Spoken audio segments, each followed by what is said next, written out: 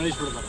ನಮ್ಮ ಧಾರವಾಡ ಪಂಚಸೇನಾ ಪಂಚಮಸಾಲಿ ಜಿಲ್ಲಾ ಘಟಕ ವತಿಯಿಂದ ನಾನು ಜಿಲ್ಲಾಧ್ಯಕ್ಷ ಮುತ್ತು ಬೆಳಕಿ ಬಸವ ಜಯಂತಿ ಪ್ರಯುಕ್ತ ಪೂರ್ವ ಸಭೆಯನ್ನು ಇದೇ ತಿಂಗಳು ಆಯೋಜಿಸಲಾಗಿದೆ. ದಿನಾಂಕವನ್ನು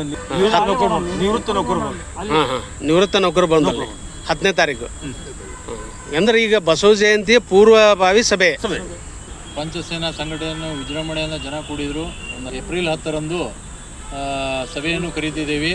ಎಲ್ಲ ಪಂಚಮಸಾಲಿಗಳು ಹಾಗೂ ಎಲ್ಲ ಲಿಂಗಾಯತರು ಈ ಸಭೆಯಲ್ಲಿ ಪಾಲ್ಗೊಂಡು ಬಸವ ಜಯಂತಿಯ ಕಾರ್ಯಕ್ರಮವನ್ನು ವಿಜೃಂಭಣೆಯಿಂದ ದಯವಿಟ್ಟು ಎಲ್ಲರೂ ಬಂದು ಅದಕ್ಕೆ ಪೂರ್ವಭಾವಿ ಸಭೆಗೆ ಯಾಕೆ ಹೋಗೋಂಗೆ ಮಾತಾಡೋಣ. ಬರುವ 30ರಂದು ಅಗದಿ ವಿಜೃಂಭಣೆಯಿಂದ ಹೋದ ವರ್ಷದ 10 ಪಟ್ಟು ಜಾಸ್ತಿ ಆಗುವಂಥ ಜನ ಕೂಡಿ ಕಲಾಭವನದಲ್ಲಿ ಬಸವ ಜಯಂತಿಯನ್ನು ಆಚರಿಸೋಣ ಅಂತ ಹೇಳ್ತಾರೆ ಸಭೆ ಕರೆದು.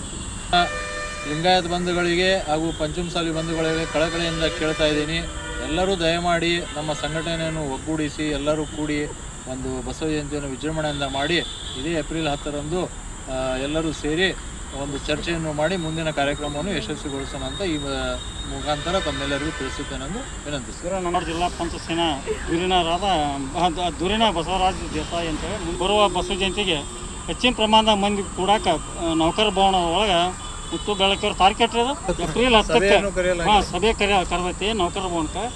ಎಲ್ಲರೂ ಊರಾಗ ಕುಂತು ನಾ ಪಂಚಸೇನೆ ಮೆಂಬರ್ ಅದನಿ ಅದನಿ ಇದನಿ ಅನ್ನೋಕ್ಕಿಂತ ಎಲ್ಲರೂ ಇಲ್ಲಿ ಬಂದು ಮುಂದೆ ಆಗು ಹೋಗೋಳ ಬಗ್ಗೆ ಮಾತಾಡೋಣ. ಆಮೇಲೆ ಬರುವ 10ರಂದು ವಿಜೃಂಭಣೆಯಿಂದ ಬಸವ ಜಯಂತಿಯನ್ನು ಆಚರಿಸುವಂಗೆ ವ್ಯವಸ್ಥೆ ಮಾಡ್ತೀವಿ.